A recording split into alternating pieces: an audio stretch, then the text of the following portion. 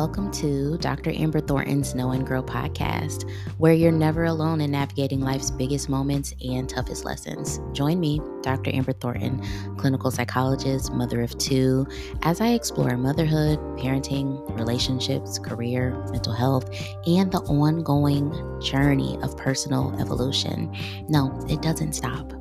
These conversations will absolutely make you laugh, may make you cry, will get you to reflect, but more importantly, you'll grow and we'll get to grow together. So I'm glad you're here and I hope that you'll come back. Tune in weekly for informative, thought-provoking, inspiring conversations right here with me.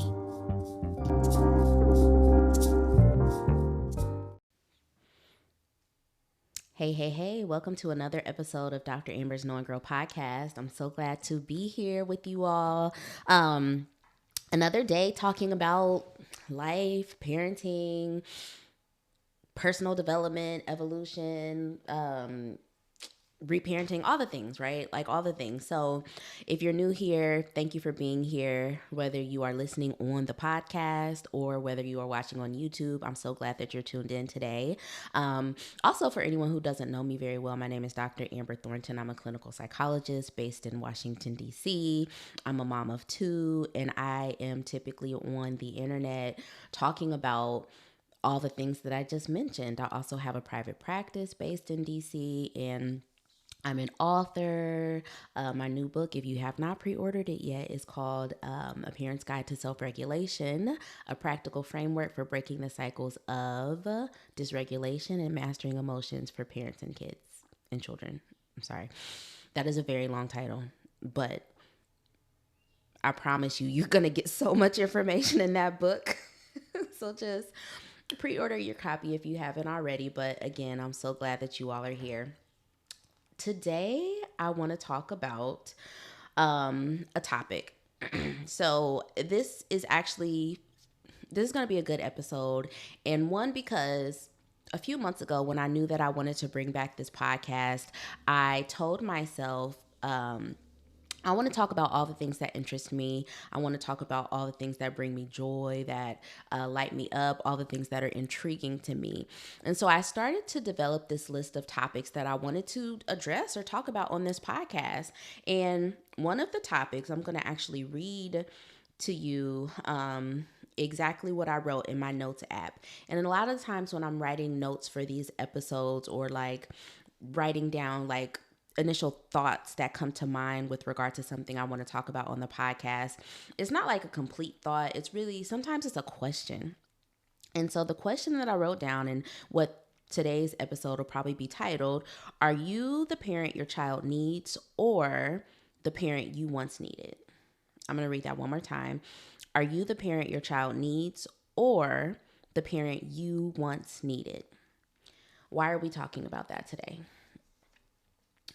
We are talking about it because of this. I know for me personally, when I became a mom, I started to realize in my own internal process and reflections of motherhood that there were things that I needed to do for my children or for my kids based on what they were giving me in the moment. And it really required me to be very intentional and to be very mindful and considerate of the feedback they were giving me through our relationship, their behaviors, their words, their emotions. Like, you have to be in tune with your kid to really know what type of parent do they need. What are the things that they are needing from me in order to guide, in order to instill knowledge, in order to ensure that they become an amazing, gentle, kind, compassionate, strong, intelligent, all the things, human, right?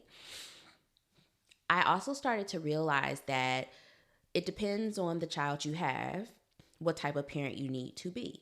So for instance, I have two kids, and my two kids, while they have some similarities, they're very different kids.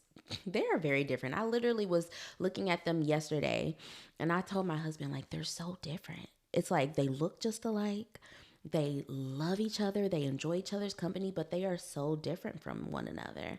And so sometimes that means that I have to do different things with them in order to ensure that their needs are met, right? So I'm having this realization and this understanding in my own parenting journey that you have to be in tuned and conscious of the child in front of you, the child you have, in order to be the parent that they need, right?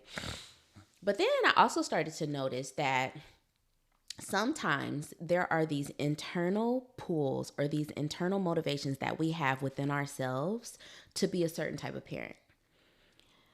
And I think that these internal pulls or motivations are influenced by society. I think they are influenced by people around us, our networks, our circles, the people we spend the most time with. They're also influenced by our own understanding of what parenting should be or shouldn't be. Again, given the society that we're in or the generation that we're in.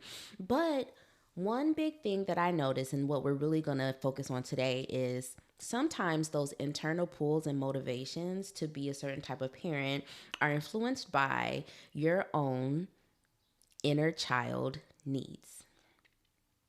Sometimes these needs are unmet needs because if you're listening here today, you're probably an adult. You're not a child anymore. So often I associate the needs of our inner child to be those that are unmet.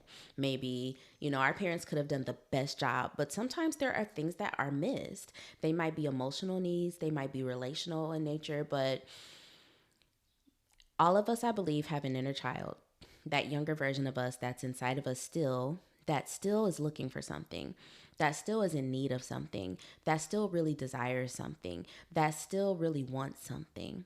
And if we're not careful, we may begin parenting out of the needs of our inner child. And you might be thinking, okay, well, why is that all that bad, right? Because if your inner child needed it, then clearly it's something of value, right? Like your inner child needs a lot of things, and they're probably not frivolous things. They're important things. They're valuable things. So what's the harm?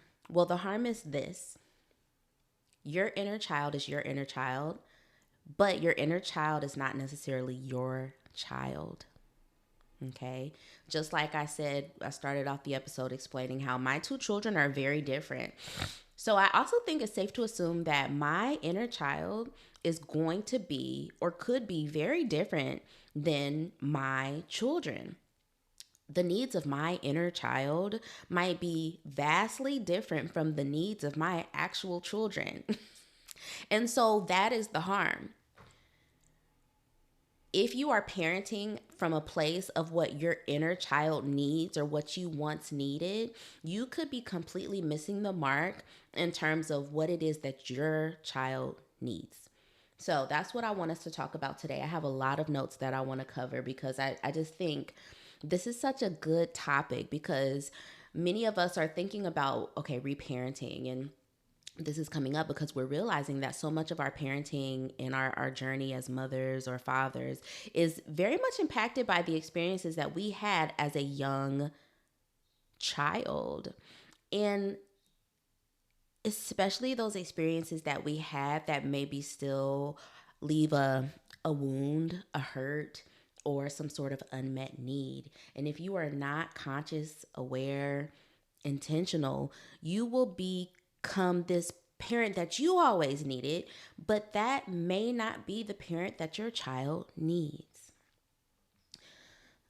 So I was so elated that this topic came up because I had put this in my notes app. This was something I wanted to make sure that we talk about on this podcast. But then, flash forward to a few weeks ago, I was featured in an Essence article written by the amazing A. Rashawn Meadows Fernandez. I want to make sure I get her name right. She's this amazing writer that is featured in all types of publications, but she reached out to me because she was working on this article for Essence, and the topic was being the parent that your child needs and not the one I wish I had.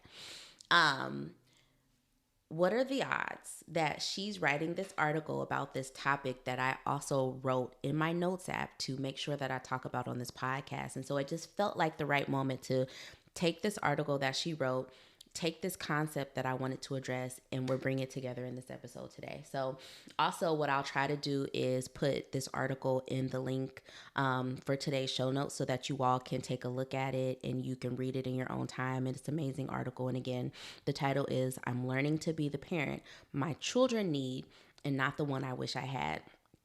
So today I'm going to go through some of this article today, but I really want you all to go back and read it for yourselves too. Okay, let me get to my notes because I have so many notes for you all today. This is going to be good. Okay. So first I want to share a few stories because I think that it can be helpful. It's always helpful when we're talking about topics like this to ground ourselves in like more practical examples. And I'm going to use examples from my own motherhood or parenting journey. But as I am talking about these examples, I also want you all to be thinking about your own kids, your own children, and how this could relate or apply. So I'm going to give you a few examples, one from each of my children, just with regard to how I've noticed that the way that I may have wanted to be parented is in contrast to how they actually need to be parented. So I'm going to start with my oldest, Cedric. He's 4. He will be 5 in May. So I am almost a 5-year pro. I can't believe I'm about to have a 5-year-old. Like, I still feel like a new parent. And I guess that is still new in the grand scheme of things, but it's not new. It's like, all right, I've been here. I know what I'm doing, but there's still a lot that I have to learn, right? So my son, Cedric, some of the notes that I took, and these are, again, for those of you who listen to this podcast, you know that I'm going on this journey of being more personal and reflective and blending that with my professional identity and myself as a psychologist, because it's not just me, the expert, it's also me, the expert, who has had these personal experiences. So I'm realizing that some of what I'm about to share is somewhat vulnerable, but I think it's helpful. So some of the notes I took about my son. So for me, what I realized about myself is that growing up, I had a father who was very, very critical. Very, very critical. You know, back in the day, if those of you who are millennials, we would always say, my parent was hard on us. They were hard on us, but they loved us, right? Or, this idea of being hard on your kids was good for your kids. That very much describes how my father raised my brother. And so growing up, I grew up with my mom, my dad, and my little brother. And my father, I witnessed him tending to be more critical and a lot more harsh and harder on my brother. There were a lot of complications, or not complications, but consequences because of that.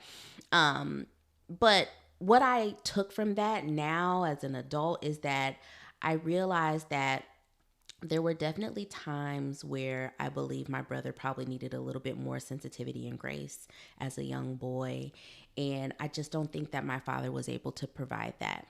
I think my father did the very best that he could, but for whatever reason, there was not enough sensitivity, not enough compassion, not enough grace for the areas in which my brother may have been struggling and maybe needed a different type of approach.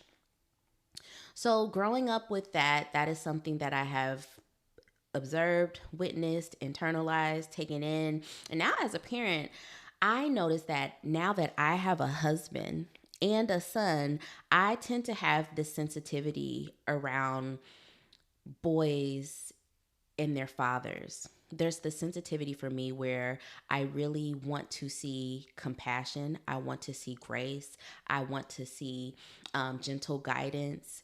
And I noticed myself at times in the past having this very strong reaction when my husband attempts to discipline or guide or direct my son.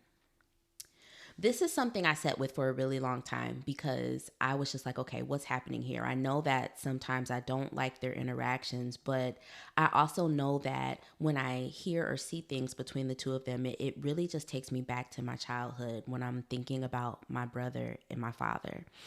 And so upon a lot of reflection, y'all, a lot of reflection, I started to realize, like, I feel like instead what is happening is that their interactions are triggering something in me that needs to be healed. And I don't think there's anything necessarily wrong with how my son and my husband are interacting, right? More so, there is this big sensitivity for me around sons and fathers and compassion and gentleness that needs to be addressed with me and not within my family. You know what I'm saying? And so, what I wrote down is I had to realize that this reaction actually had less to do with what was going on between my husband, myself, and my son, and had way more to do with the experiences growing up with a critical and a very harsh father. I wanted to parent, or, and again, I'm reading my notes, I wanted to parent, in parentheses, I wanted my husband to parent, in a way that felt more gentle and more compassionate, not realizing that in the moment, what my husband was giving is more likely what my son needed in the moment versus trying to overcompensate for what I wasn't able to witness between my own father and my sibling, right? So let me break that down again. When I was able to be more clear and more objective of like what's actually going on in my home current day, I started to see my husband is being totally appropriate. Like whatever my son is doing in there and whatever my husband is doing, absolutely needed, absolutely called for, absolutely appropriate. My son has the very best father for him, right? And it took me being able to step outside of what my inner child is still feeling hurt or scared or fearful about to really see, hey, yo, this is what I needed to see as a child, but it's not necessarily reflective of what's actually happening here. What's happening here, present day, with my son and my husband, completely appropriate. And I'm so glad that my son has my husband. However, I have to do my own work of making sure that I am not trying to overcompensate or wishing my husband to overcompensate for a need that I did not receive as a child. So that is one very personal example of how this shows up for me and my son. You know, just realizing that, hey, that sensitivity, that fear, that, I don't want it to be too harsh. I don't want it to be too heavy. That's not really indicative of what's happening here. And rather, it was a fear and a wound that I need to continue to address as an adult for my inner child. Okay, let's move on to an example for Eden. So Eden is my 2-year-old who will be 3 in April, y'all. That's my little Aries girl. She just fiery. Shout out to the Aries. And also, side note, I know I haven't been doing astrology or tarot sessions in the episodes because I decided to take that stuff and make it its own episode. So probably in the coming weeks, we will have another full astrology and tarot episode. But I also hope to do more of that on my YouTube channel separately in the time to come. So just stay tuned for that if you are looking for that. Okay, so let's see what's going on with Eden. So this example with Eden is still personal, but a lot less intense than that first example. So with Eden, what I realized about myself is, and what I wrote down is, I always imagined that I would be a very affectionate mother, one who gives love and kisses and hugs. And for the most part, I am. As a parent, though, I've noticed that my daughter doesn't always lead with physical affection. She just does not. Like, that's not her thing at all. What I've noticed about her, which is so interesting, she's very much a words of affirmation girl. Like, we could be just sitting, having dinner, having a good time as a family, and then all of a sudden she'll just be like, I love my family. Or I crack up at this because I think this is so funny. Like, with me and my husband, if like he does something for her, she'll be like, Daddy, you're a good man. You're a good daddy. I love you, Daddy. You are a good daddy. Just hyping him up. Like, the affirmations just endless with this girl. Or she'll be like, Daddy, you're so strong. Or when I'm working out, she'll be like, Mommy, you're so strong. You're the best mommy. I love you. So very much a word for affirmation, word of affirmation. But when it comes to physical affection, that's not necessarily something that she really leads with. And what I've also noticed is that she doesn't always want my hugs and kisses. She doesn't always want that. And she will absolutely let you know when that's not something that she wants. So for instance, I'll try to lean in, give her a kiss. She'll block it real quick. And for a while, I noticed that hurt my feelings. When it first happened a few times, it was like, okay, what's going on here? Luckily, in that moment, I was aware enough and conscious enough to know, hey, we don't force kids to provide physical affection to anybody, not even their parents, right? So take this moment, walk away, and figure out what's happening inside of you, girl. What's happening inside of you? When I reflected, I started to notice that for me, there's something around physical affection that I likely probably needed more of as a child. I also came from a home, and I think many of you can relate to this, where our homes were loving, our homes provided structure and stability, but they didn't always provide all of the warm and fuzzies emotionally and or physically, right? So in my home, there was a lot of love, but not a lot of physical affection. There weren't a lot of hugs, weren't a lot of kisses. It was not that. And so I thought that I would be the mom who would give a lot of physical affection, because I know that that's not something I received a ton of as a child. And I wanted to make sure that my children will get all the love, all the attention, all the affection. Again, not to say my parents didn't love me. My parents love me more than any other humans in this earth, okay? But physical affection just was not their love language either, I suppose, even if it was mine. And so I had to realize that just because I, as a child, needed more physical affection does not necessarily mean that my children will want that from me, right? And so I wrote here, I realized that as a child, my parents were not very affectionate physically, and it's something I believed I would have benefited to have more of. My push to give that to my kid has to be about them wanting it or needing it, and not about me trying to give it because I didn't receive it as a child, right?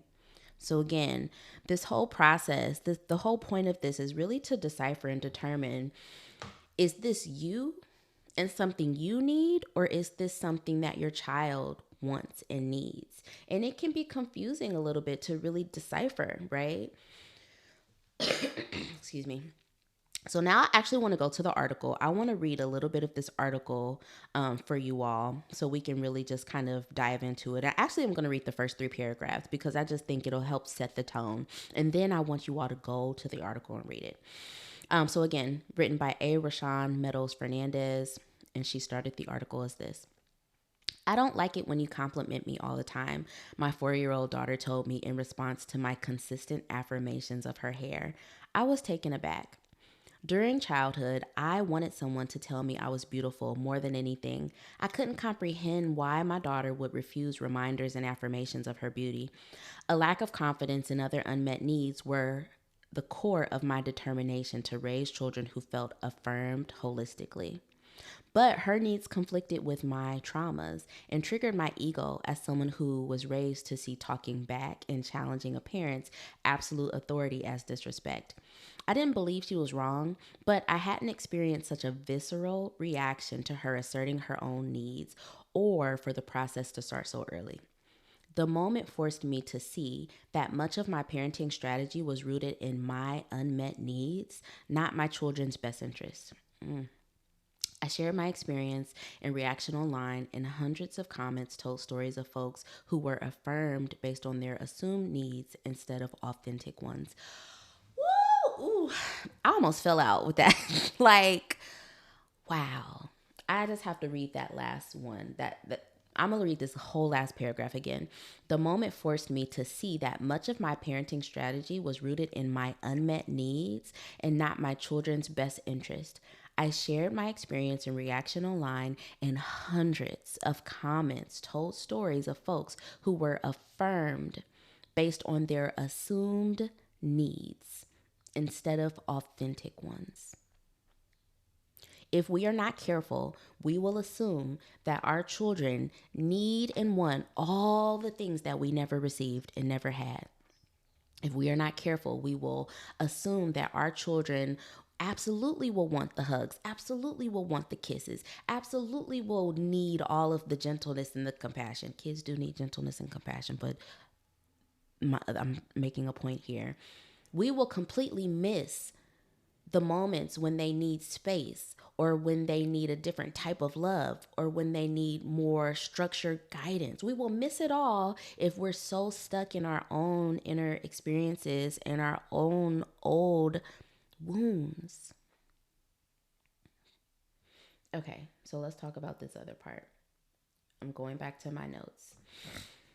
So again, go on to read the article, but I want to read a few quotes from the article. So I was quoted in the article, y'all. So I'm going to read you that part. What I said was, we often assume that our children will be similar to us or have similar needs, but that is not always the case, says Thornton, noting unmet childhood needs can be loud and demanding and all-consuming, which they can. Right? It's like if you are not doing that personal work as a parent, those unmet childhood needs will just get louder and louder and louder. And that's where reparenting comes in, which we will talk about later in this episode.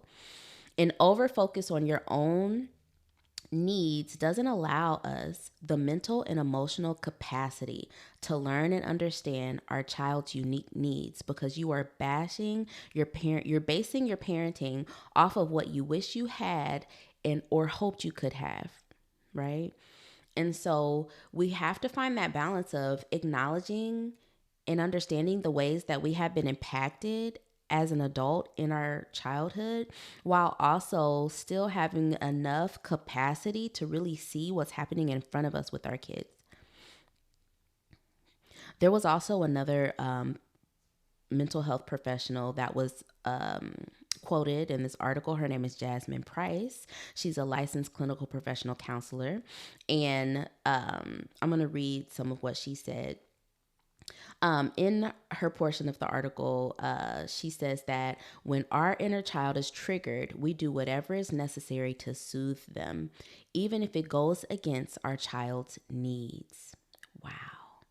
She highlights how prioritizing our traumas surface in parenting, saying it shows up as overprotectiveness, hypervigilance, emotional reactivity, difficulty recognizing and validating a child's need, and avoidance and detachment, even if the desire to connect is there. Hear that? So basically, a parent can have all of the best intentions, the desire to closely connect with their kid, the desire to raise this amazing human. However, if that inner child is not soothed and calmed, and it's just kind of like running rampant, that parent will never be able to connect with the child in the way that they really desire, because they are not able to really see the child's needs. Everything they do could be going against the child's actual needs, because it's so based in the inner child.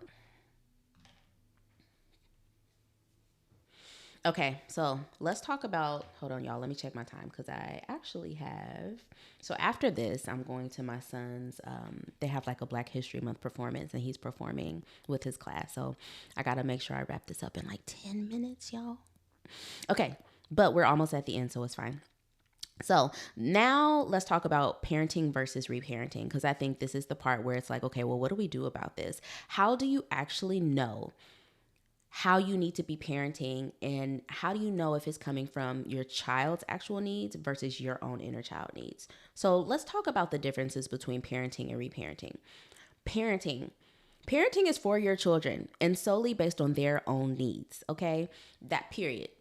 Period. When we think of parenting, when you are parenting for your children, for your child, and their specific needs only.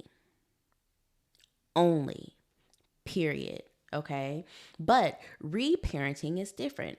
Reparenting is for our inner child and solely based on any unmet or lingering needs we continue to have into adulthood. Okay, so you see that there's a very big difference in those definitions. Similar words for sure. They both have parenting in it, but one is parenting, which is for our kids, and the other is reparenting, which is for us and our inner child and the lingering or unmet needs we continue to have as an adult. So, how do we know whether we're parenting or being triggered by our unmet childhood needs? So, I'm going to provide you all with three guiding questions. And I want you all to take these, reflect in the moment as we're talking, but also write these down, come back to this episode so you can really be thinking, okay, how do I know in any given moment, am I parenting or am I reparenting? But is my reparenting interfering with my children, right? So, one, are you making space for processing your own traumas or your own childhood experiences? That's the question I'm asking for you today. That first question. Are you making space for processing your own traumas and your own childhood experiences? Why do I ask this? Because if you're not making space for your own childhood experiences, your own traumas, or processing those experiences, it will not allow you to develop the insight you need to really figure out in any given moment, am I parenting or should I be reparenting? Right? So, what I said is this will help you develop more insight into what it is that is yours and what is not yours. This will also help you develop more insight into the ways that you are being affected or have been impacted in the past by old parenting experiences. And then lastly, continuing this work will allow you to understand your parenting journey and how it's influenced or how you might be triggered by certain circumstances, etc., etc. Number two, in any given moment, I want you to ask yourself this: is this parenting approach soothing, supportive, or guiding for my child? Or is it soothing, supporting, and guiding me? Right? So here's the thing. When you ask yourself that question, that first part, is this parenting approach soothing, supportive, and guiding for my child? If the answer is yes, wonderful. That's parenting. And let's be clear, something that is soothing, supportive, or guiding, it doesn't always mean your child's going to like it, right? Like, for instance, sometimes we have to say no to our children, and that is still supportive and guiding of where they need to go and who they need to become. Okay. So that doesn't always mean they're going to like it, but we instinctively should know when something is soothing, supportive, and guiding for our children. However, if the answer is no, when you honestly answer that question and you realize, this is actually something that's soothing and supportive and guiding for me, then that's how you know, this is maybe not how I should be parenting, and rather this is something I need to be doing for myself in my reparenting journey. So for instance, I want to go back to the example with Eden, right? So how if I ask myself, hey, smothering her with hugs and kisses, is this supportive and soothing and guiding for her? Well, if she's constantly like flinching and like backing away, the answer is no. The answer is no. If she keeps having to set boundaries with me and telling me no, the answer is no.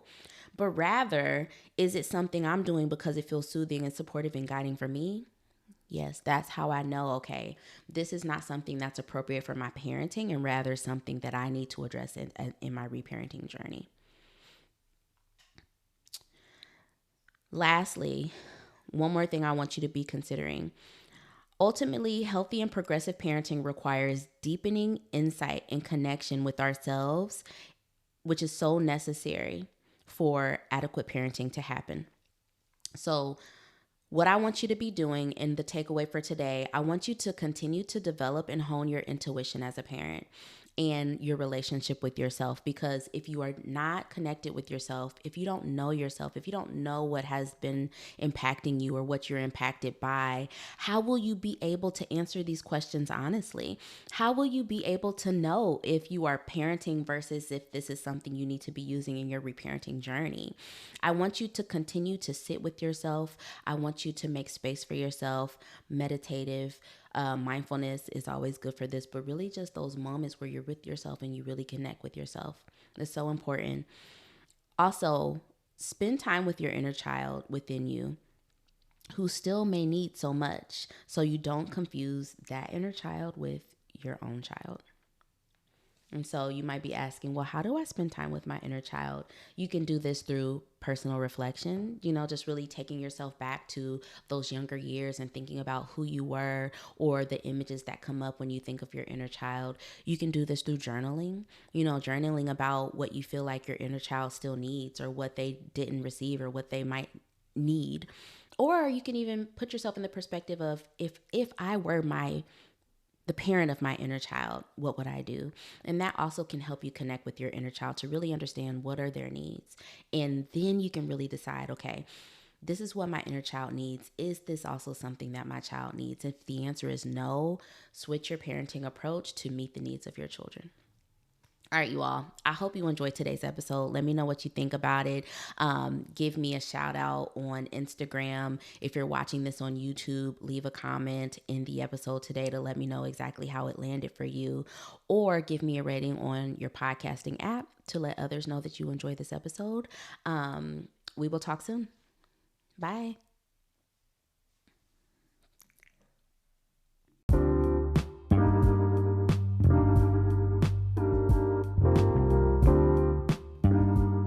Thank you so much for listening to Dr. Amber's Know and Grow podcast. I love that you're here. I love that we're learning together. We're growing together. We're navigating all these things together. We're really in this together. So if you enjoyed today's episode, please leave me a 5-star rating and review. That is so important because it helps this podcast grow. And it also gives me some feedback on how it's landing for you. Please share this podcast with someone that you love or someone that you know. And don't forget to connect with me on social media at Dr. Amber Thornton. I'll talk to you soon.